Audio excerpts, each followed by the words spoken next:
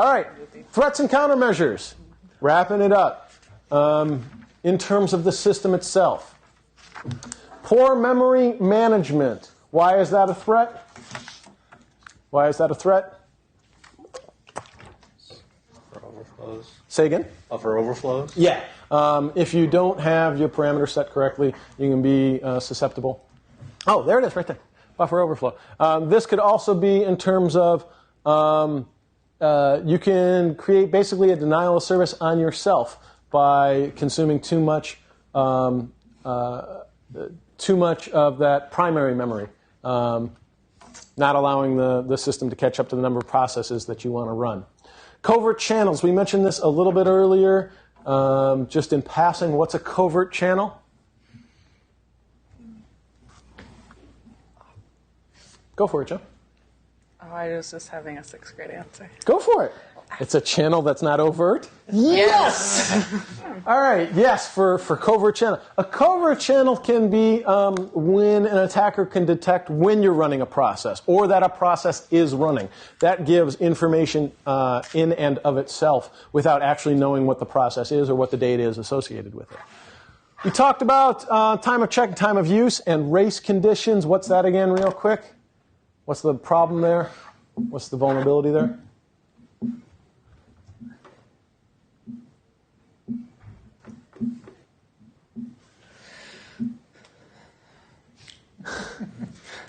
When the system checks an object and retains a value for a certain amount of time before it actually manipulates that object, it might have a value that has since changed, right?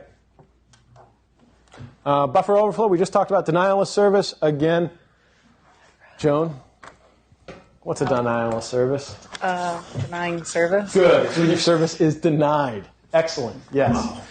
Misuse of privileges. Even though a user may be authorized to do something, they may be doing something that will corrupt data, that will bring more vulnerability into the system, that may try to escalate their privileges, right? What's reverse engineering? I don't think we've mentioned that already. What's reverse engineering? Fun and frustrating. From an adjective and adverb standpoint, yes. And what is it? What does it do? What are you doing when you're reverse engineering something? You're taking it apart and figuring out what makes it work. Good. Why it's working the way it does. Good. You're taking a known product and trying to determine how it operates, right? Good. Excellent. Hacking. Hacking. There are hackers who are saying they're just doing this, right? Sounds about right. Yeah. Funky. What's hacking? What's hacking? What definition are you using? That's what you do Saturday mornings. Oh, golly. Why not Friday What's night? known as it's an ethics violation. Ethical hacking, What are you talking about? They talk about penetration testing. That's ethical. but only certified. Yeah, but that doesn't say ethical in front of it. When we just talk about hacking, we're talking about unauthorized intrusion or manipulation of a system, right? Just to see what you can do. Good. Technology and process vulnerabilities and threats. Insufficient redundancy is, Joan?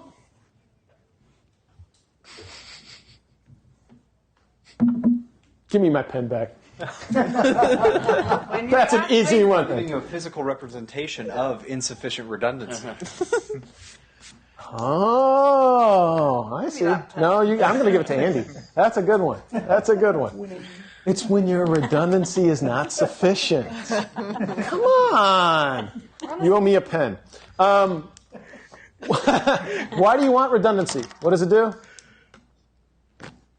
If you lose one, you can fall back to the other, right? Good. Insufficient means it's not a robust enough system, that if you lose it, you're out of business. Poor access control. We've talked about the need for access control over and over again. Poor access control can lead to a bunch of these other problems, such as unauthorized users having access to information, authorized users having access to information that they don't have the privileges for. Poor protection for critical system components.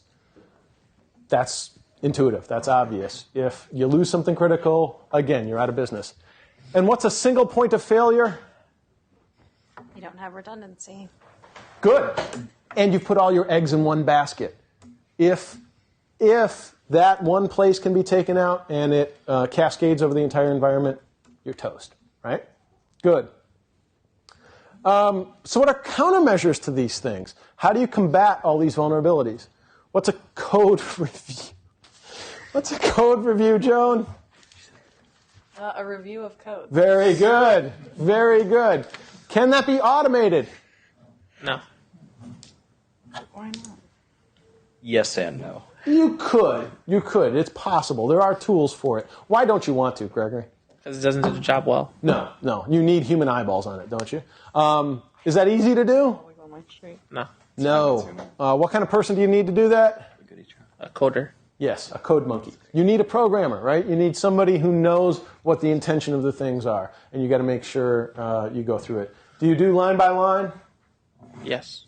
Sometimes, yeah, depending on the sensitivity of the system that you're putting in place. Sometimes you have to, right? Good. File system encryption. We talked about that earlier. What's the danger of this is a countermeasure. What's the danger that file system encryption adds? What's the new vulnerability that you've created? Denial of service by forgetting your password. Exactly. Losing personnel and they leave all their components locked up, right? Good. Service-oriented architecture. You have services that are interoperable. What does this assist in? You're getting to build it from the ground up. Instead of trying to buy off-the-shelf products and force them to interact with each other, you're already building them that way. Make sure you're patching and updating. Make sure that your security kernel has its security functionality enabled and that it's configured properly, that it does what it is that you want it to do. Memory management, you want to, again, make sure your objects are stovepiped from your subjects, that only the permissions that they have are allowed to exercise on the objects. We talked about processor states. We talked about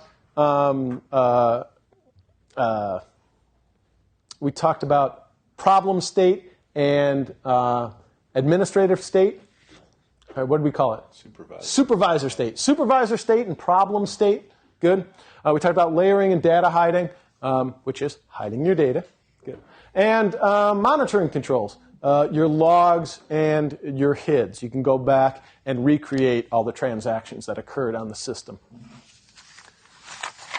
Over and over and over again, defense in depth will be the answer to every question that it is one of the possible answers for. What is the concept of defense in depth? Layers. Layers, good. Layers of multiple redundant technology? Security. Multiple redundant security performed by repeated systems? Different systems. Why different systems? So an attacker has to know different ways to get bypassed. All right, yes. You want diverse systems of a different nature. You want physical, you want logical, you want administrative. You want, what's better? Guards or dogs? Dogs. Dogs. Why? They don't care. What's that? They don't care. They don't care. You can't blackmail a dog, right?